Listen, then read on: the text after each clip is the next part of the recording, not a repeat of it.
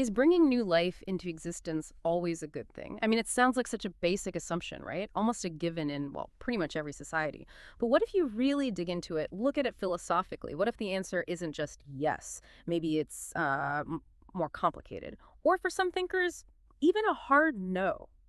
Today, we're taking a, let's say, bold step into a really challenging corner of philosophy, antinatalism. We're diving into excerpts from a source, antinatalism, the ethics of non-existence, to really unpack this whole position.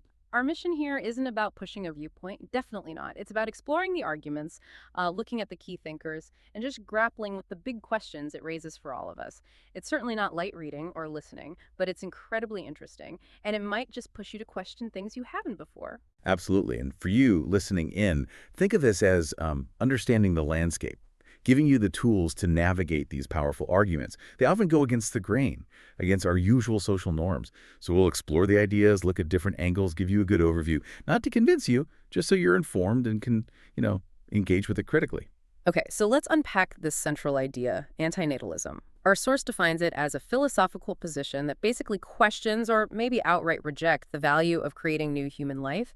It directly challenges that default idea that having kids is inherently good, or maybe even something we should do. So what's the core reasoning here? Why this provocative stance? Well, the central idea is pretty stark. And yeah, unsettling for many people.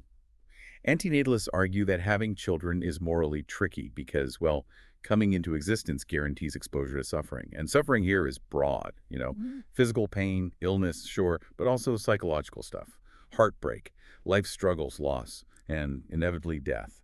They argue that by bringing someone into the world, you are essentially signing them up for all this harm.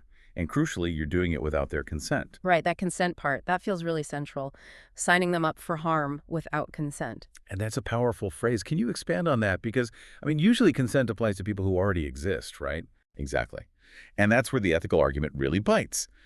The source points out that since nobody can consent to being born, how could they? And suffering is unavoidable. Antinatalism sees creating life as imposing harm without permission. Think about it like this. Ethically, we usually agree it's wrong to impose a big burden or risk on someone without their okay. So the antinatalist asks, well, how can we justify imposing the biggest burden of all existence itself, with all its guaranteed suffering on someone who literally cannot agree to it? It really forces you to think about the moral calculation involved, doesn't it, when the stakes are someone's entire life? It definitely flips our usual ethical thinking upside down. Wow. And this isn't totally new, is it? This kind of thinking. It has roots going back. Well, let's trace this back a bit. One of the earliest big names connected to this is Arthur Schopenhauer, German philosopher, late 18th, mid-19th century, lived 1788 to 1860. He laid some serious groundwork for this kind of pessimism. Absolutely. Schopenhauer is, foundational for a lot of this, even though he wasn't using the term antinatalism. His core idea was about the will to live. It's part of his metaphysics. It's his theory about the fundamental nature of reality. And for him, reality was dominated by this will. He saw life as driven by this blind, nonstop striving, not rational desire, but a kind of primal, irrational force behind everything, like an unstoppable engine pushing all living things, always wanting, always needing, never really finding satisfaction, a relentless, unconscious impulse. Okay, so this will to live, it's not just about staying alive, it's deeper, like a cosmic force driving us. But how does that link so directly to suffering? Well, for Schopenhauer, this will is the guarantee of suffering. That's the key connection. Because it's endless striving, existence becomes this cycle. Desire, temporary satisfaction, then a new desire pops up immediately. You eat, you're not hungry for a bit, then you get thirsty or cold or bored. It's constant. It's like this endless treadmill of wanting. And that makes suffering totally central, totally unavoidable in his view. He basically concluded the world isn't mostly joyful with some pain, it's overwhelmingly pain and striving, with just brief pauses in between, which led him to that really bleak suggestion. Maybe non-existence is actually better than existence. It's the only real way off the treadmill. Wow, that is a heavy perspective, focusing so relentlessly on the inescapable suffering, almost like a cosmic tragedy, as you said. Okay, let's shift gears a bit. From that sort of deep metaphysical pessimism to a more structured, modern ethical argument. This one's had a huge impact recently. We're talking about David Benatar, contemporary philosopher known for his book from 2006, Better Never to Have Been, The Harm of Coming into Existence. Right. Benatar gives us a framework that's quite distinct from Schopenhauer's big picture despair. It's more focused, maybe more analytical. His key contribution is this idea of the asymmetry of pain and pleasure. Hmm. And this isn't just a casual observation for him. It's the absolute core of his ethical argument about why coming into existence is harmful. Asymmetry. Ah. That sounds intriguing. Can you walk us through the points? He has four main ones that build this case, right? They seem crucial. Yeah, absolutely. He lays it out very clearly. Let's break it down. First, the presence of pain is bad. Okay. Seems uncontroversial. We all agree pain is bad. Second, the presence of pleasure is good. Right. Also seems pretty straightforward. Pleasure's good. Third, the absence of pain is good. Now, this applies specifically to someone who never exists. If you don't exist, you don't experience pain, and that lack of pain, he says, is a good thing. Okay, I'm following. No existence, no pain. That's good. Fourth, and this is the kicker, the absence of pleasure is not bad. Again, for someone who never exists, his reasoning is, there's no one there to be deprived of that pleasure. You can't miss out on something if you never existed in the first place. Ah, okay. So let me see if I've got this. The good thing about avoiding pain by not existing is a real plus.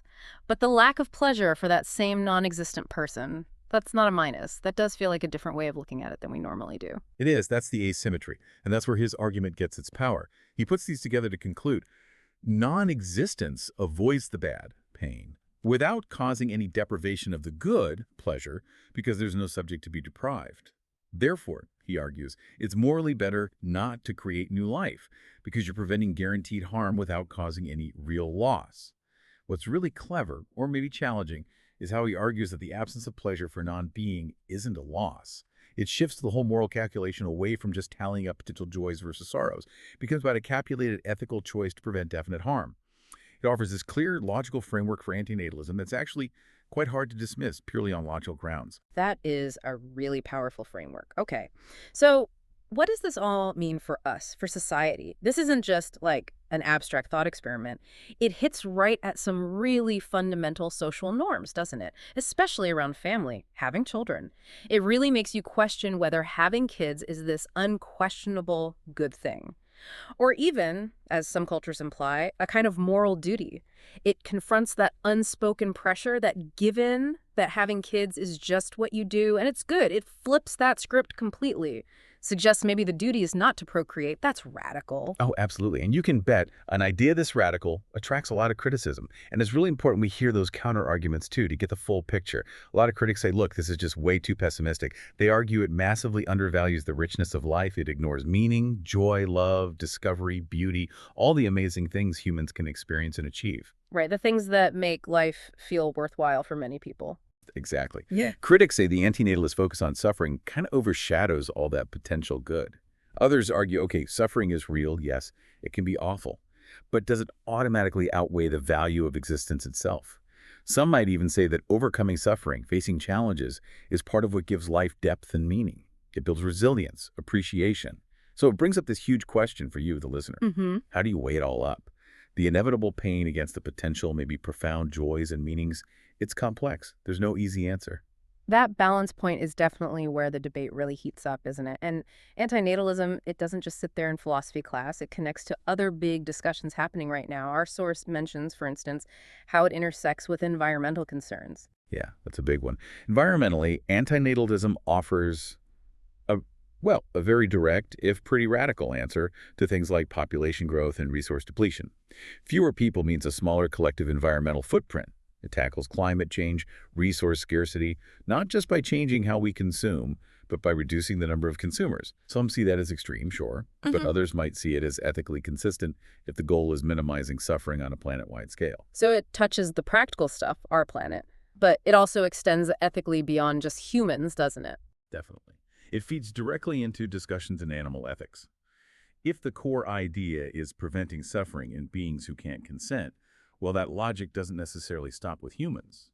An antinatalist viewpoint could argue it's also wrong to bring animals into lives likely filled with suffering. Think factory farming, for example. Or even maybe pets brought into neglectful situations. It's about applying that ethical concern to all sentient beings capable of suffering. And then, yeah, it even resonates with some strands of existentialist thought. It implicitly questions how much meaning we can truly create or find in a world that, from this perspective, is fundamentally characterized by suffering. If existence is mostly pain, what's the basis for meaning?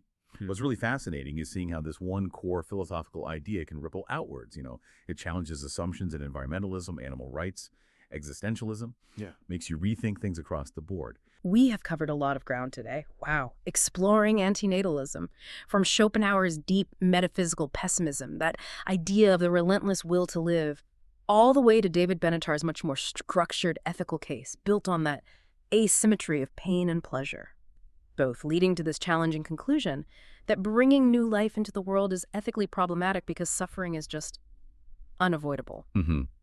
And we've seen how that core idea really shakes up our ingrained beliefs about life, about family, about purpose, while also, importantly, touching on the strong counter-arguments, the critiques that emphasize life's joys, its meaning, its achievements, and that huge question of how you weigh the good against the bad. It's definitely a discussion that pushes you to examine your own foundational beliefs. So, as we wrap this up, here's something to mull over. If we accept, even partially, the premise that significant suffering is an undeniable built-in feature of existence, how does that change things? How does it shift our responsibilities, personally and maybe societally, when we think about creating new life? And how do we balance that heavy thought with the equally undeniable beauty, the profound meaning, and the real joy that life can also hold? It's a question that definitely sticks with you, doesn't it? Makes you think long after you stop listening about what it means to exist, and maybe what it means not to.